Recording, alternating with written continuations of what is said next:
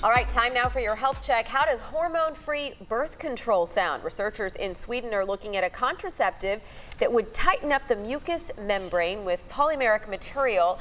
If it ends up working and clinical trials go well, this could be something women could use for birth control with no side effects. It's being developed right now, so we're still a while away from this becoming a reality. You may have taken ibuprofen this morning, maybe to ease a headache or alleviate some back pain, but a new study suggests the anti-inflammatory can do a whole lot more than that. Doctors in Canada wrapped up a study on how ibuprofen reduces inflammation caused by an Alzheimer's-related peptide. So let's say you're at risk for Alzheimer's through a saliva test. This research appears to show that by beginning a daily dose of ibuprofen, you can actually prevent the disease from developing.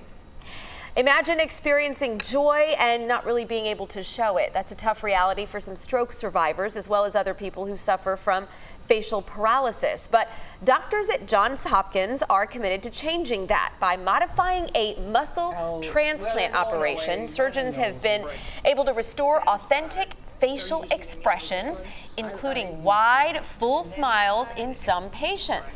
This procedure has only been done on about a dozen people, but their cases are opening the doors for this to eventually be practiced at other hospitals. So there is good reason, Ron, to smile this morning.